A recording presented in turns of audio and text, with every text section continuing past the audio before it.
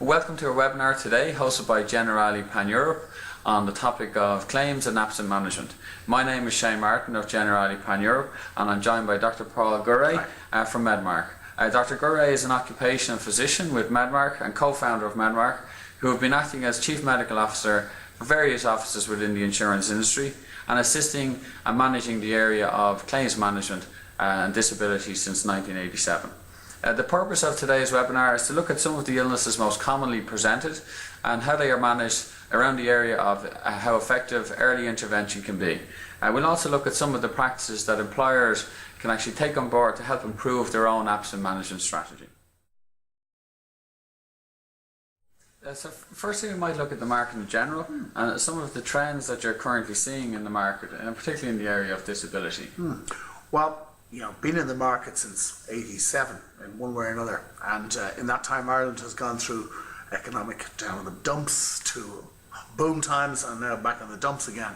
And so the pattern that we saw in the late 1980s, early 1990s is kind of re-emerging now. Okay. And that is when the economy goes down, the numbers of claims go up. Okay. And certainly back in the 80s, several of the life offices in Ireland who sold quite a bit of disability insurance got badly hurt, and indeed some of them almost went out of business because the disability claims started to go up. So we're noticing in the last while the numbers of claims, numbers of those on long-term disability beginning to go up. It seems to be less of an issue during the boom years, whilst there were several people out sick for prolonged periods of time, and they were out generally for the most part during the boom years. Stress seemed to be a big issue, maybe stress related to workload at the time when times were good, but now all causes of disability are beginning to emerge, and the patterns that we saw in the late 1980s, early 1990s is certainly re-emerging as a cause of disability. Okay, and the top maybe 2 or 3 I suppose areas of claims, are they the same, or have they changed, or have the percentages changed? By and large the same, though the percentages have changed. So I remember back in 1995 I undertook a thesis on disability and heart disease, and as part of that I took a life office and looked at all their causes of disability over a 1-year period, and at the time about 20% of claims were mental illness, about 30%, 35% were orthopedic, there was about 10% neurological, 15 to 20% cardiovascular, and that was 1995. The next time I looked at it was in the early 2000s, the early noughties, about which time we were looking at a third, and the third being mental illness in its broadest categories, including chronic fatigue and the like, a third being locomotor, musculoskeletal, and a third everything else. And more recently, that pattern is re-emerging again, and we're seeing it again, but I suppose it would be fair to say mental illness has gone from about a third to perhaps 40%, and then 30% locomotor and 30% other. In the area of, say, stress and depression, what are some of the effective treatments, both at an early stage and maybe as maybe the claim, I suppose, develops? From a point of view of underwriting or claims management? Yes. Well, tools that we would use, when you're looking at managing depression, managing absence from work, particularly due to mental illness, number one is early intervention. Early intervention is most importantly. And one of the difficulties that an insurer therefore often has is that early intervention isn't possible because defer periods may be 26 weeks, 3 months, something like that. So it takes some time before the insurer gets notified there's an issue. And if somebody's out for 3 months or 6 months by the time they're notified, a pattern has set in and a person has adopted a sick role and it becomes difficult to manage. So really it comes down to getting the employer to intervene early to try and break cycles such as early mental illness. So the sort of things that work are identifying that a person's got a problem, and that's often down to a colleague saying, Joe Soap's not well, he's not performing well, referring that to HR, and then getting them to either get their GP who works in the place, or referring to their own GP, or getting their occupational physician involved, and early intervention, managing the individual seems to make a difference. Certain companies have schemes in place, employee assistance programs, for example, and these unfortunately to date haven't been clearly demonstrated reducing absenteeism or reducing absenteeism associated with stress. However, it is very clear that they demonstrate that the employer cares. Yes. And it would be fair to say that of all the people that we see from various different companies as an occupational physician, if the company we're seeing the individual from has an employee assistance program, they regard the company higher, better, as being, I don't mean more patronly, but a more caring company so on their side, yeah, than would a company that doesn't provide it. Okay. So it certainly gets the impression that the company cares for me, and that is perhaps more likely to encourage the individual back to work sooner. Unfortunately, the data doesn't quite support that yet, but the big studies haven't yet been done. Okay. And some of the external factors that are actually out there in the environment that you're seeing that are causing stress and depression, what are the... Well, they're changing. Yes. Okay, they're changing with the change in the economy. So an interesting study, a colleague of mine, Dr. Ryan, ran there recently on a group of employees from one particular profession who were out sick because they were claiming they had work-related stress, for example. So just look at work-related stress. But actually, when he went into it and examined 150 of these particular type of employee with work-related stress, only about 20% of them had true work-related stress. Okay. So what are the real stressors out there? Well, they're usually family, yeah, relationships at home, economic pressures, and those are problems with children. They're the sort of pressures that are causing the greater bulk of stress, but they often get labelled as occupational stress. But we are seeing more stress at the moment, and it's often, a lot of it is financial because of the change in economic times. Some of it is work-related. A lot of companies have got to the stage where during the boom times they had a lot of employees who were underperforming and who were perhaps out sick for prolonged periods of time, but times were busy. Their whole aim was get people in, recruit, and now that times are hard and they're looking at their costs, they're saying, well, hold on, this guy's been out sick now for a long time, let's get him looked at, let's get him assessed. In Generali PanEurope and the clients that we deal with, we do try to encourage early intervention because, as you mentioned, the earlier we're actually notified, we get to the root of the problem and we can help assist the employers and you can prevent it becoming a bigger issue. What other steps can companies take in terms of their absent management strategies? Maybe getting down to the nitty-gritty in terms of some of the actual functions they have, in terms of, are they employing a GP to a GP service for their employees, or maybe an occupational physician, and a difference between those two? Well, some companies employ general practitioners, and if a company employs a general practitioner, it's very important that the company knows and the doctor knows why they're being employed. Are they being employed as a GP to look after coughs, colds, back pains and so on at work? And that's fine, that's perfectly legitimate. Or are they being employed to do that, and maybe Joe Soap has been out sick for 2 months. We'd have a look at him and see when is he likely to be back to work. Now there's a contradiction in those two roles. And a doctor, whether a GP or an occupational physician or a general practitioner with an interest in occupational medicine, should not be asked to do both. So if we have in the past taken on roles as general practitioners in companies, but we've always refused to do the occupational medicine role, or if we're asked to do the occupational medicine role, we won't do a GP role. An occupational physician can't treat and be objective. If you are in a treating role where you're treating an individual who is unwell, then he becomes your patient. You are his advocate. You then can't suddenly turn around the next day and be objective and write an objective report on behalf of the company. You must still remain the advocate of the individual. So a company must know in advance, is this person, are they going to be a GP? And maybe there's good reason to have a GP in the company, treat people, get them back to work quickly. Or are they going to be an occupational physician and provide this independent advice? One person can't do both. Okay, so there's a distinct difference between that. Absolutely. I suppose when the company is looking at their absent management strategy, they need to be clear as what their objective is when they're putting this in place. Exactly. I'm aware of some of the activities that Medmark, your own company, have been involved in terms of helping associations or companies implement particular objectives, implementing particular initiatives to reduce absent management and manage that. Can you maybe expand on that and give us some examples of it? Well, I give you two examples. Two particular programs, quite diverse.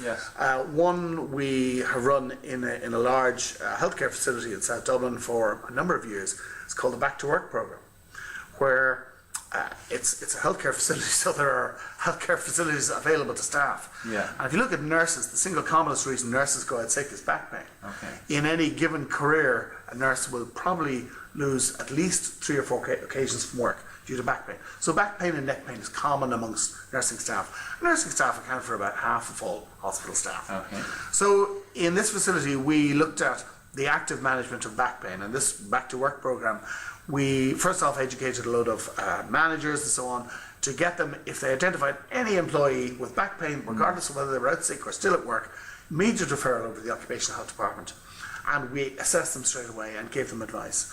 And the second thing we did was we got a physiotherapist employed on a full-time basis to look after staff. Yeah. So that if somebody came over, they were immediately referred to physiotherapy, treatment started immediately.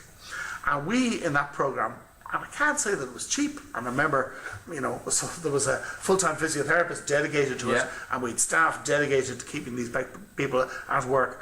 But it was successful. Successful not in terms of cost, because we didn't look at that, but in terms of reducing the numbers of days nurses lost every year. And we significantly reduced the number of days. So managers are very happy.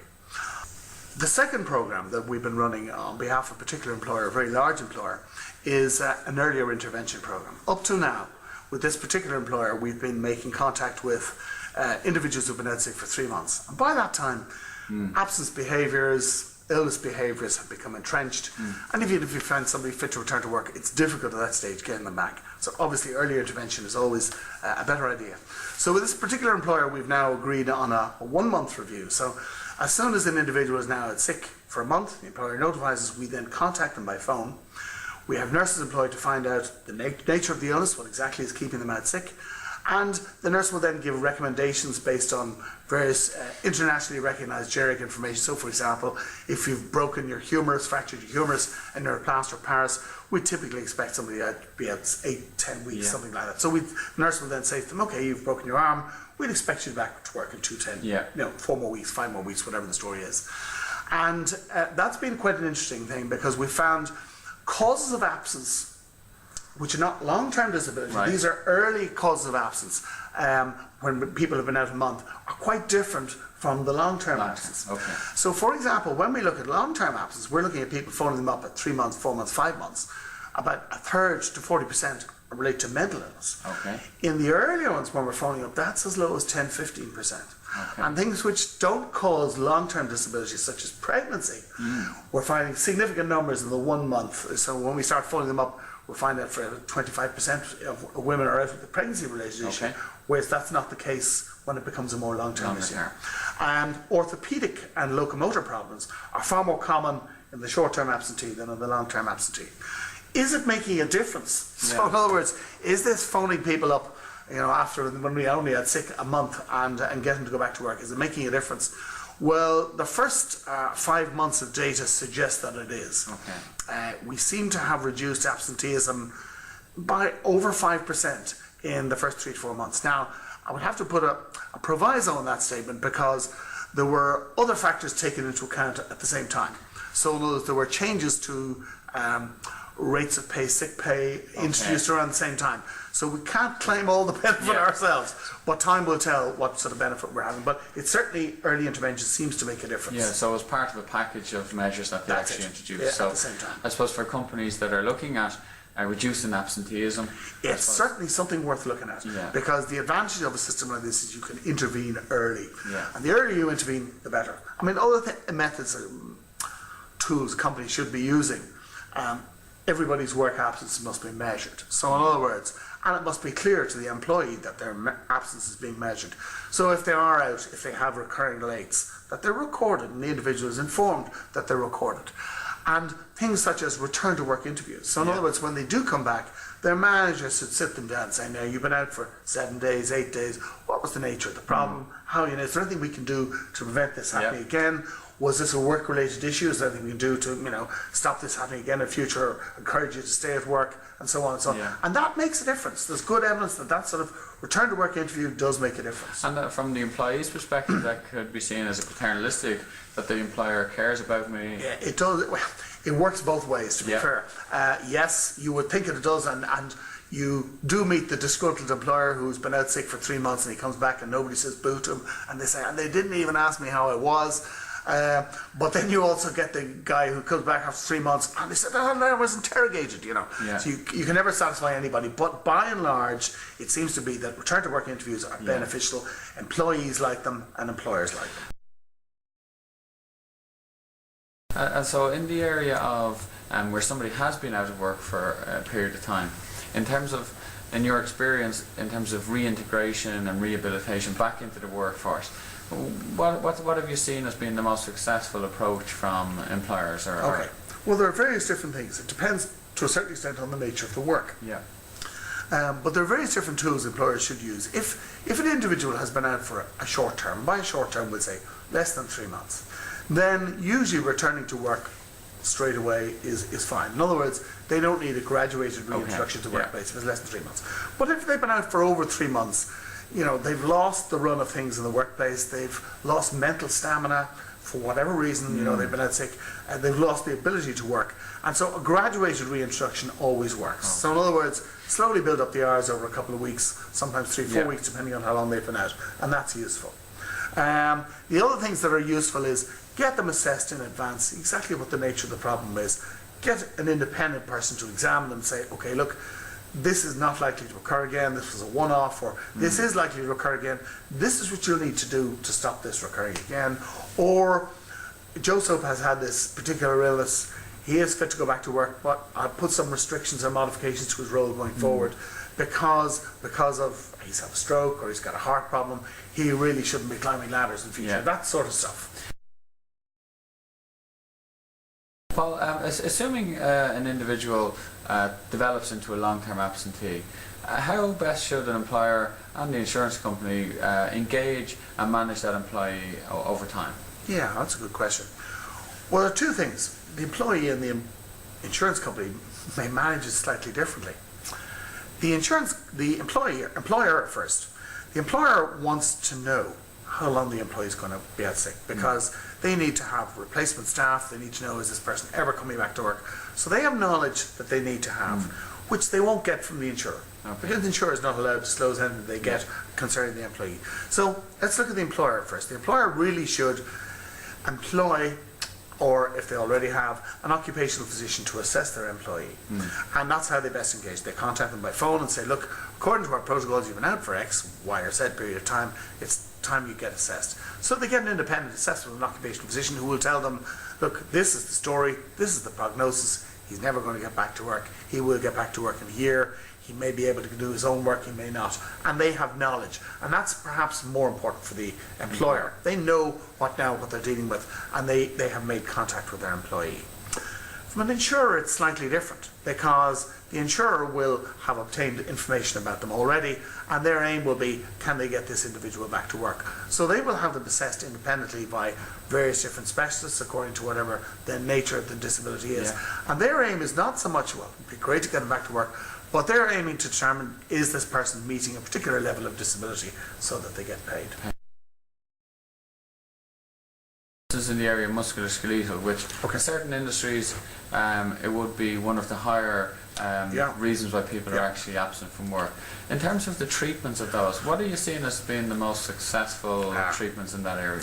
Okay, well, when you come to back pain, as the common, the ubiquitous back pain, about 95% of back pain is what we call simple back pain, and about 5% is more complicated. Either be it that it needs surgery, or it is, by its nature of the pain, it's a higher risk. But 95%, most people with back pain have what we call simple back pain. And if people can be advised straight off from the start that back pain is common, it's a nuisance, it's not serious, it's not going to kill you, and it won't make you disabled, then that makes a huge difference. One of the greatest problems people feel with back pain is they get back pain and think, I'm done, my working days are numbered, and they have these fixed false beliefs about their future and their impending doom because of their back problem. They're never going to be able to work again, never going to be able to play golf again, and it's trying to break that and break it early is very, very important. So for example, we know that in the management of simple back pain, there are several old wives treatments out there that are actually bad. Lying down with a board under your bed, bad news. Okay. Wearing lumbar support, bad news. Okay. Resting for prolonged periods, bad news. Okay. So people with simple back pain must be encouraged to stay active, get mobile, stay as active as they can, and get back to work early. And those that do better. Okay. So I suppose actions in terms of that on education.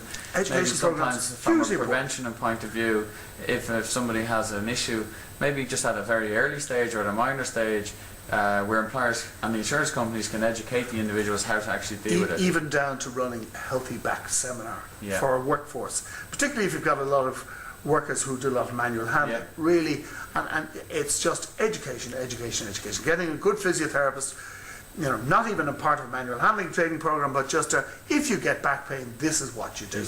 It's common.